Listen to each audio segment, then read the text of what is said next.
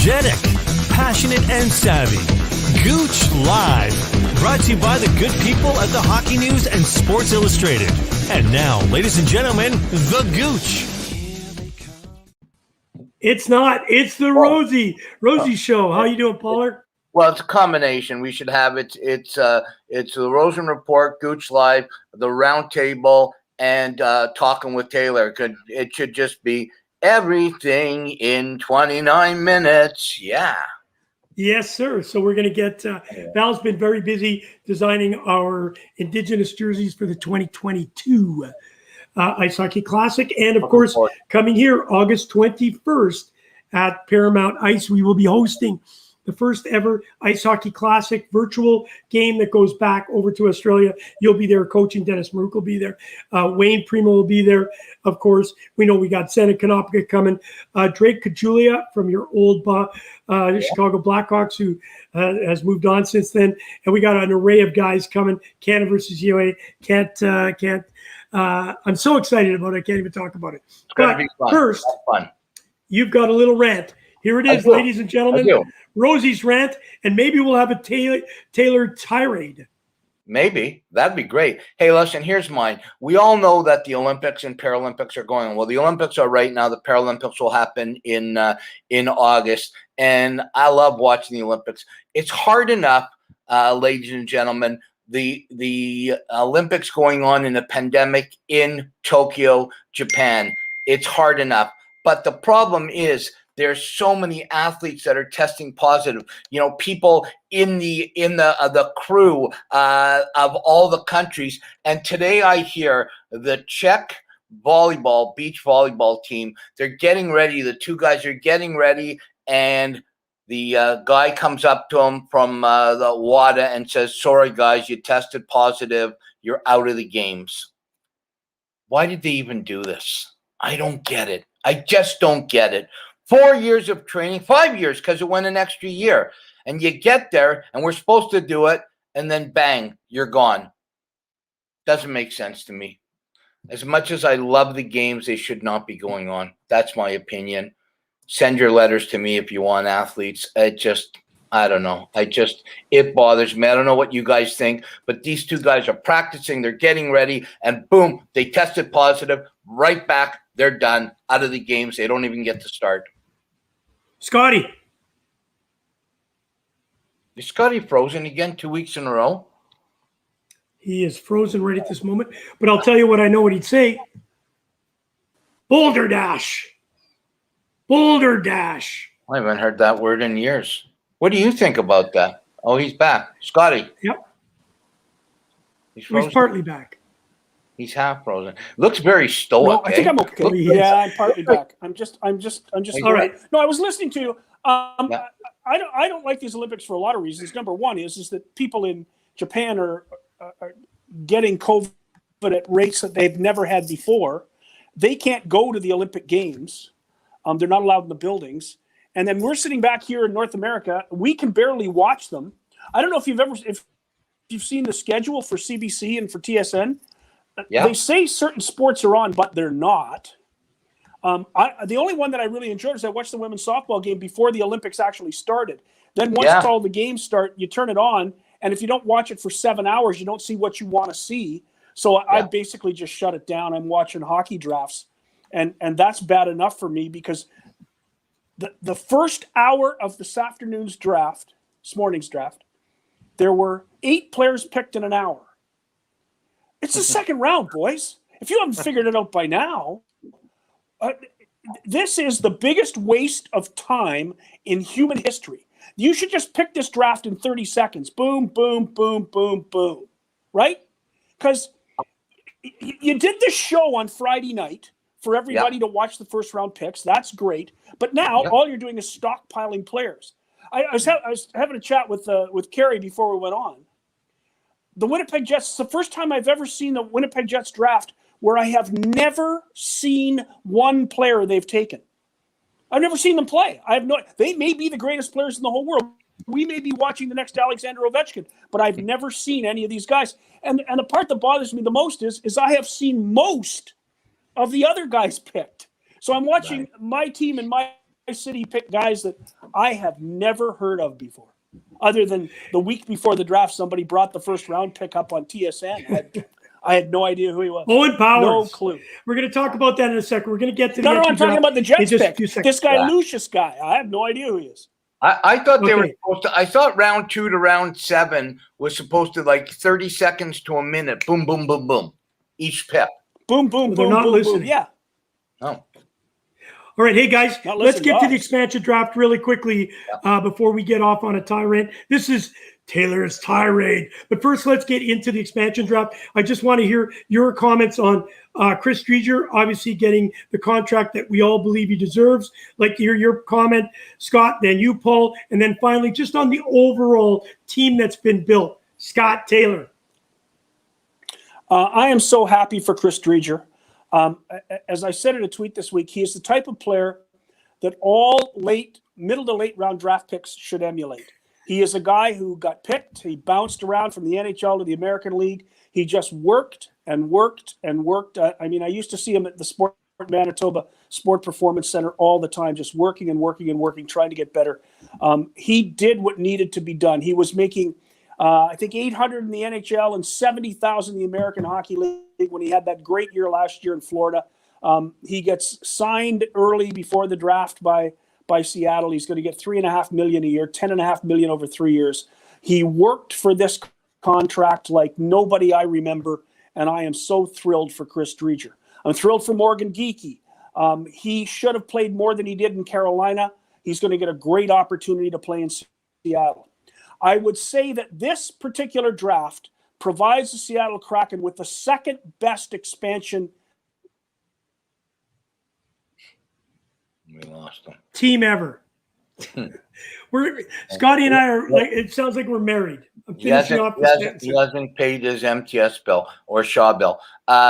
Yeah, you know what? It's the second best, right, or the right after whatchamacallit, Vegas's draft. Hey, listen, I got my phone here. I still text Reed back and forth once in a while, and I text him this: "Hey, buddy, just want to tell you how proud Gooch and I am of you. You are such an incredible guy. You deserve everything. Very, very proud of you." And then I text him after they showed him when he was on, "You're looking good, buddy. Proud of you." He wrote, "Appreciate it, brother," to you and to Gooch. He's a good man. Great kid. Good He's man. a great kid, and he deserves it all. Yep. And Scotty, you were saying about the draft, it was the second best. Yeah, this is the second best expansion roster, I think, in history. When we look back at the expansion rosters from the 90s, and 2000s, Columbus wasn't very good. Tampa was awful when they started. Florida wasn't very good. They gave these teams really, really, really bad rosters. They woke up with Vegas and allowed Vegas to pick a team that would make them a contender right away. Right. This roster is not as good as Vegas's roster, but it's the second best. It's a pretty good roster to start with as an expansion club. They've got a pretty good defense, and they've got a good goaltender to start with. So I think they're on the right track. I suspect they'll make a lot more moves before the season starts. They will make moves during the season, and this team will get better. But at least it has a spot to start from.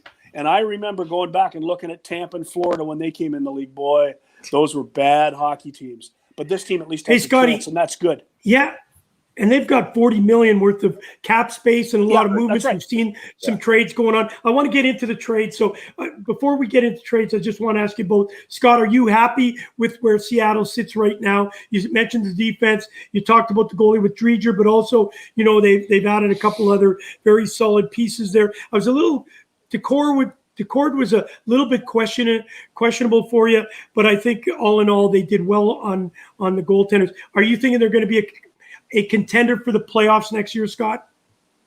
No, I don't think so with this roster. I think that they'll be okay. I don't think they'll be an embarrassment. But I think they're on the same level as, say, Ottawa. They'll fight people. They'll play well. They'll beat a lot of good teams. Are they good enough to be a playoff team? Probably not. But if Chris Driedger stands on his head for 51 games or 52 games, which he'll probably play, if he plays as well as he did in Florida, they may be better than we think. Okay. Scotty, I like that comment, but Paul, if you look at it right now, we've talked about the defense. We know defensive wins. Listen, I love Chris Dreger. They've got a tandem there. Is it strong enough to do it? We're going to see, because Chris has only played 38 games, but what we saw, that small sample size, he's got what it takes to do it. Are you comfortable where the Seattle will come into this new season? I think they went young. Okay, they've got a couple of good veterans, but I think they're a young team, and I think Francis has a plan, and you got to let his plan go out. I still think, like Scott said, they're going to pick up some free agents. They have a lot of money to spend. They're going to spend it wisely. They're not just going to throw it around. And I think in the next couple of weeks you'll see some moves. I still think they're going to get another goalie. I think Dreege will be their 1 or 1A, 1B, but I think they're going to get somebody else. I think they're going to use the kid from the Ottawa kid will go to the minors, in my opinion. They have to fill out an American Hockey League team too, and the Russian kid from Washington who did the backdoor stuff and got COVID. I think they'll use him as trade bait. All right, listen, let's get into the trades really quickly. We've got today Cam Atkinson for Jacob Voracek. Flyers get a pretty good. I like Atkinson. I think he'll do very well in that Flyers uniform. Good trade, bad trade, Scott Taylor. Change of scenery for both players. Yes, they're both good enough hockey players. They will play regularly in both their cities, but these are guys that should have been better than they were in the places that they were. For Atkinson, it's a breath of fresh air. He's losing Tortorella anyway, but it's a breath of fresh air. He'll go to a Philly team that will want to use him in a number of different ways. And Voracek will get a new lease on life with a new coach in Columbus. So to me, it's I don't think either team wins or loses necessarily. It's a good change of scenery for both veteran players. Hey, Paul, obviously a big trade. Oliver Ekman, Larson, Connor Garland. I really like Garland. Went to Vancouver, obviously Arizona, Eagle, Erickson, and Rosell. I like Vancouver. They made some good pickups. I really think they're a better team. They have to get consistent in goal. They have to stay consistent in goal, and if they do, they should be a better team. Hey, listen, they had talent. They just had injuries that didn't. The COVID situation and all the nonsense that went against them this year. They'll be a better team next year. All right, Scotty, I'll come to you. Vancouver. Yeah, absolutely. I like Garland. Yeah. Hey, you know what? Scotty, Philadelphia picked up a couple of good defensemen too. Yeah, there's no question there. Hey, listen, the Philadelphia Flyers obviously picked up Rasmus Ruotsalainen out of Buffalo. And, of course, Robert Haig goes back. First-round pick in this draft. Second-round pick for 2023. We know that the Buffalo Sabres also picked Owen Powers in the entry draft. I really like Ruotsalainen out of Buffalo. Your thoughts on this one, Scott? It's a great deal for Philadelphia. I liked him. I thought Winnipeg was going to take a run at him for a while. Owen Power was clearly the best player in the draft. There was never any doubt there, and he's going to be their number one guy. But I don't think Buffalo is necessarily a better hockey team today than they were yesterday. Owen Power is going to be a great hockey player, no question about it. But Jack Eichel was going to be a great hockey player too. And there's just been something about the water in Buffalo that's been tough on guys. I have to wait and see what's going on. But I think Buffalo is Buffalo's Buffalo. Hey Scott, there's just too much snow in Buffalo. There's more snow in Buffalo than there is in Winnipeg. So I think it's yellow snow, Paul. Yeah, for sure. Snow. There's more snow in Windsor than there is in Winnipeg. Hey, did you guys hear? Our winters have been so warm. Were you guys listening to when Power was taken? There was a phone that rang in his house, and it was Jack Eichel calling Power's parents, saying, "No, no." That's a bad joke. Hey, Paul, I want to come to you on this one. This is a good one. Seth Jones, 8 years, $9.5 million US. Yep. We're not dealing with pesos. We're dealing with US dollars. Too much? You like it? Is it good for Chicago? Paul? I think it's very good for Chicago. I think it's a lot of money. But you know what? They swap picks for 12 to 32. And the kid that they gave up to Columbus, pardon me, was a prospect. He hell of a player in London. Played handful of games so far. Could he be really good? Sure, he could. But Seth Jones in the right situation, I think Chicago's the right situation, could be a Norris Trophy winner. You put a lot of money on the table. It's not my money. Stan Bowman's job's on the line, and I like it. I really like it. He's got a lot more things to worry about. What's going on with that abuse case? That will be coming more and more next month. We will have a show just on that. We'll talk about it a little bit later, but I want to get your opinion, Scott, on Makar. Can I ask Scotty real quick? Yeah. Real quick, Scotty, do you like it? Jones for that kind of money? Quite heavily not. He's bored and he's frozen. He looks like is he there? Do you like that one, Jones? Yep. Scotty? Do I like that trade? I wouldn't pay him that amount of money, but I'm not a general manager, so they've made the decision. What are they going to do when they have to sign all those other guys? I suspect that Jonathan Toews has seen his last contract ever in Chicago. I am probably going to guess that Patrick Kane is probably. Yeah. We love what you say. We believe everything you're talking about. We got to get that Winnipeg, the Shaw family getting a little bit better when he freezes, doesn't he look like a university professor? He is a university professor. I learned so much from this dude. It's incredible. Hey, Scotty, we're coming back to you. If you're there and not he is frozen, we're going to wait a little bit. Maybe you can go in and out. Makar, 6 years. $54 million. Derek Luck, here he is. Got to have Lucky. Seth Jones is not worth $75 million. Yeah. And you know what? I'm going to weigh in. I agree 100%. Nobody said he's worth that kind of money.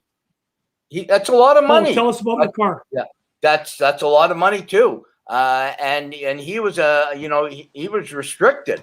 They didn't have they made that deal to keep him there till he's 28. Can you imagine when he's 28 when he's going to get it? He's getting this now. Hey, listen, Makar at 6 year, $54 million. Lucky's staying. It's a steal. I know you're a big Avalanche fan. Lucky, we're going to get you on. Don't forget. We're going to get you to talk about the Hyman. I can't wait to see that boil when he comes on. Scott, Makar, 6 years. $54 million. Is that a good? Well, Makar's an outstanding hockey player, period. He is a great player. Fast, handles the puck, moves the puck out of his own zone, is good defensively. I mean, he is as good a defenseman as there is in the NHL. So I guess that's the going rate is $9 million because he's a stud and is going to be a good player for a long time. Yeah, that's a pretty good deal. I want to touch, get you going, getting your blood boiling. We need the cap to go up to keep paying these guys. What does Colorado do next year when McKinnon is up? Exactly. It's exactly the same question you have to ask when it's Kane and Taves in Chicago. How many guys can you have at that amount of money? Is Makar that much better than Jones? That's a good question. I think he is, but that's just me. Yeah, if I have the choice of either one of them, I'm going to take Makar, but we never had the choice to take Makar. So of course you did. But you have this choice. You have the choice to tell me whether or not Owen Powers is deserved of the first pick overall for Buffalo. Paul. Yeah, with what was there and what they wanted, absolutely. He's a very strong young defenseman that's going to be in the league a long time. So, Scott, I won't ask you the same question. I'm going to ask you this question. The first player picked by the Winnipeg Jets, Chaz, do you like him? I told you. I have no idea. I saw his stats. Scott, you follow the Winnipeg Jets. Yes. You are the man in Winnipeg. But I've never seen him play. I had a number of people listed on my list that I was hoping they would take. They didn't. They took a guy that I had no idea. Who would have been your first pick? I've seen his stats. He has good number. Mine for Winnipeg, Carson Lambos, no question. No question I in my agree. mind. I agree. Carson 100%. Lambos is going to No be idea a why they great didn't do that. NHL hockey player. Hey, let you guys know real quick. San Jose Sharks are on the clock right now at nitpicking the 156th player in the draft. Thanks for sharing that with us, bud. The San Jose Sharks select Kerry Goulet. Hey, how's about whatchamacallit, Arizona, Shane Doan selecting his son? Isn't that nice? I think that's great. Yeah. Good for them. I mean, it's what I said earlier about the amount of time it's taking to have these other rounds.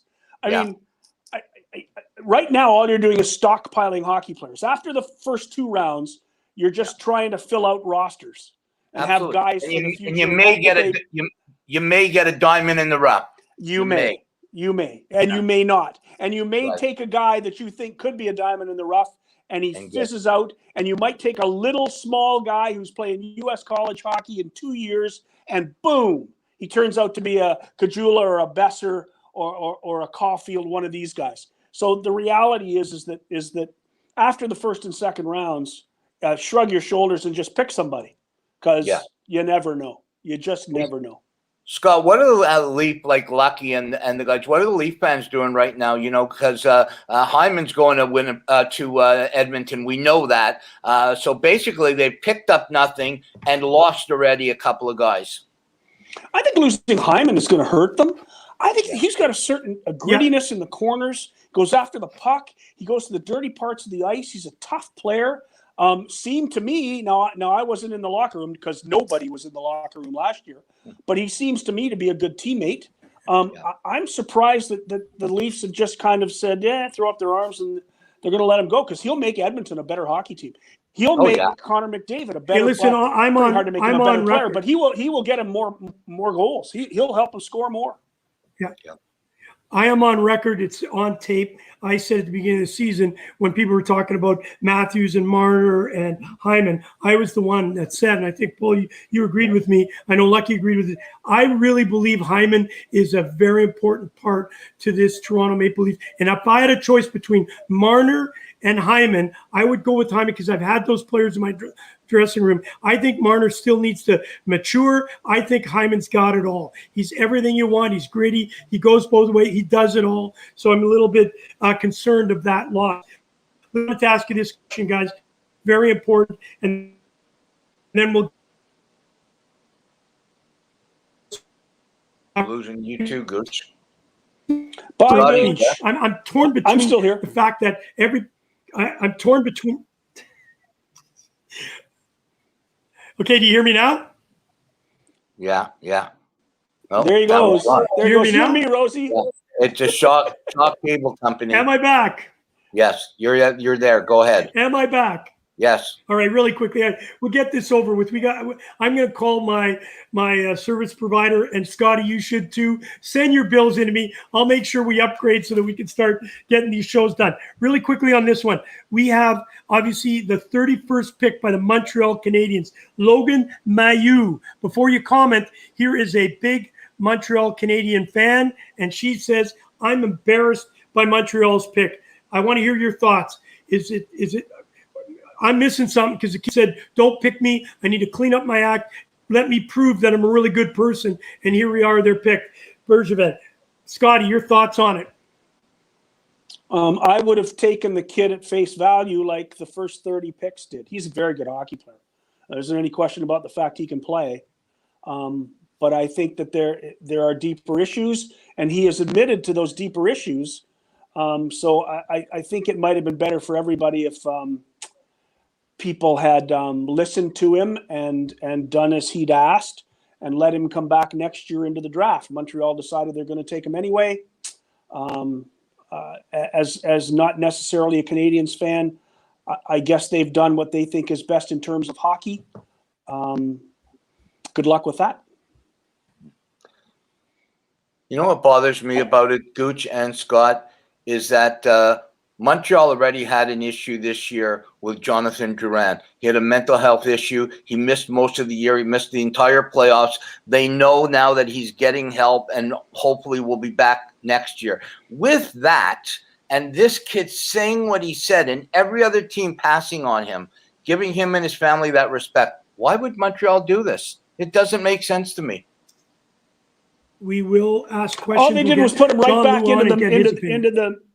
All they did was put him back into the middle of the problem. Yeah. Okay, listen, we'll move on with the free agency really quickly because I know you guys are busy and we're getting lucky. The wind's not blowing too much up here. Maybe that's why I got a little bit of internet. Here's some names for free agency. I know you're going to laugh. Alex Ovechkin, Dougie Hamilton, Gabriel Landeskog. Taylor Hall has been taken off the plate. He's 4th overall. People were talking about, was it 6 years at, what was it? 4 years at 24 million? 4 years, 6 years, 6 million a year. Okay. Philip Grubauer, still available. Goaltender. Zach Hyman. We know there's talk in Edmonton. Philip Danino from the Montreal Canadiens. I like this kid. Tyson Barrie.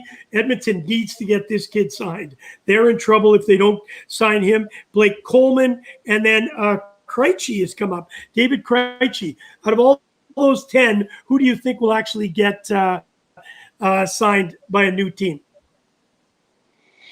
Landeskog for the money. The Makar deal cost them an awful lot of dough. They have very, very good players that they need to sign. Oh, that's a good point. Down the road. It's interesting. I talk to people around the league, and you go to these league, you go to team meetings when you get the general manager and the owner and the top of the food scale of every team together.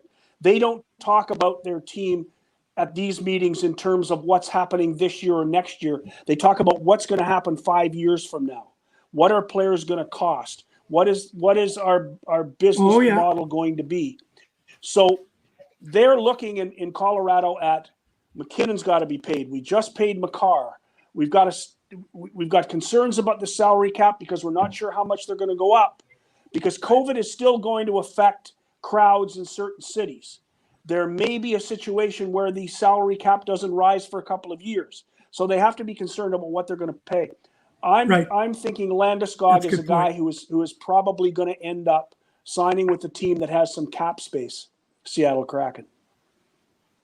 No, I'm not saying he's going to sign with Seattle, but he's going to sign with a team with cap space. Yeah. I don't know if you said Paul because you were frozen there. Yes, I agree 100%. I agree 100%. I think Ovechkin re-signs with Washington or he goes back to Russia. There's no way he's going anywhere else. I really think that Colorado waited too long and they can't afford Lance. They just can't afford him. They have to re-up McKinnon next year, and McKinnon is going to cost a lot of money. Hey, and don't forget there also Kadri, Derek Lucky saying that. But Kadri, what I wanted to say is the fact that Landeskog is also, he's very hurt by this whole process. Do you not think it's better him getting out of town? Hey, listen, I'm going to get you back midweek. My friend Scotty will do a report. I'll be back in Toronto right now. I'm up at a buddy's cottage in Lake Erie. I was telling you that I look left and I see the Bay of Fundy. I look right and it's Lake Erie. I have no idea where I'm at. I apologize. The wind is here. I don't have a lot of Wi-Fi here, so I apologize for that. I really look forward, Scotty, you coming in maybe on Wednesday where we can talk about, obviously, free agency is going to be really exciting as dynamic, and we can really talk about what the Winnipeg Jets need. I'd love to hear your perspective on that, Scott. And, of course, Paul, always a pleasure to have you on. I know we'll be talking a little bit over the next couple of days. Tomorrow night with The Journey. It's going to be really exciting to watch you and Bart's talk about the ability of being disabled. You are the best at it. We really look forward to it. Scotty, good luck in Winnipeg. See you guys. Make sure you check out Shaw Cable and get that bill paid.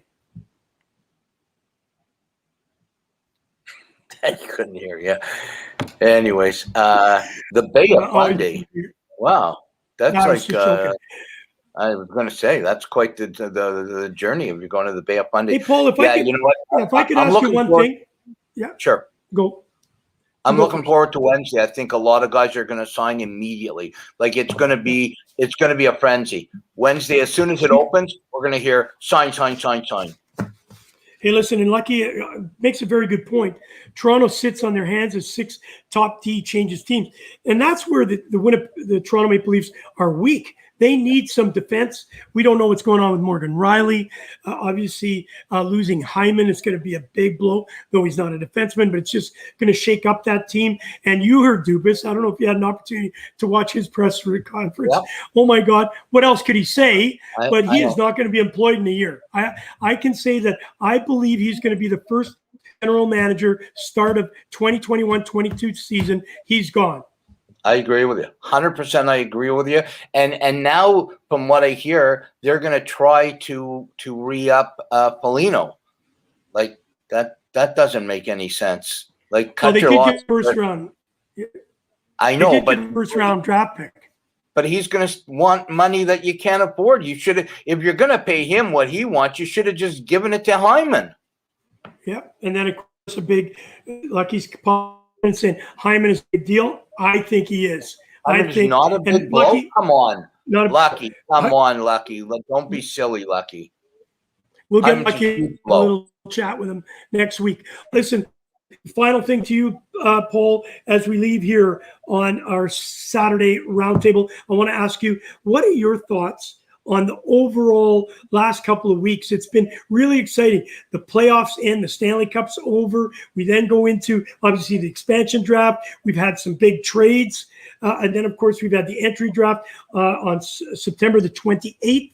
July the 28th. We're going to have free agency. This 2 weeks have just been absolutely dynamic.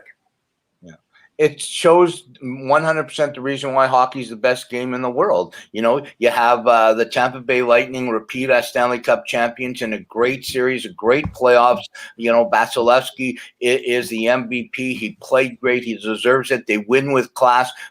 John Cooper in the handshake, you know, shows true class as a coach to the Montreal Canadiens. And then you get the Kraken coming in with a very solid young team. I want to see what they do with the cap space they have.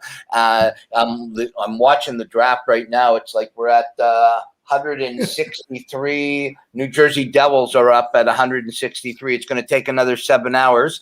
And then free agency. And I think there's going to be some big name signs still. Okay, listen, I do want to I want to say to Steve McNeil, thank you. Well, all you do, Steve, you do a great job out there. Lucky, we'll end it with this. I'm going to get you on because I want to hear your explanation. I know you're not a big Nylander fan and, of course, traded for a new Zamboni. But this one, I got to question you on this one. Derek Luck says Hyman is a third-line player. Listen, they chose to put him on a third-line player. I think he's a good second-line player. I think he's one of those players that can go through the lineup. He could play first-line minutes. Obviously, in Toronto, he couldn't. I think if he goes to Edmonton, he's going to be a solid second liner. You watch his offensive numbers go through the roof. Why? He is offensively talented. He's a hard worker. He plays off the other players. And I think in Toronto, he just wasn't given that opportunity to play with the players that he needs to be that offensive player. I think he's more than a third-line player. Paul, I'm going to let you end it at that. Your thoughts on that? You know what, Lucky, I love you, I respect you, but you're acting like a typical Leaf fan right now. You love the guy when he's here. Now he's going to go when you start throwing jabs at him. The guy is going to make Connor McDavid or Leon Draisaitl even better. He's strong. He's tough. He plays bigger than he is. He can score goals. He's a player that everybody wants on their team. He's not a third-line player. Come on, man. That's just not right.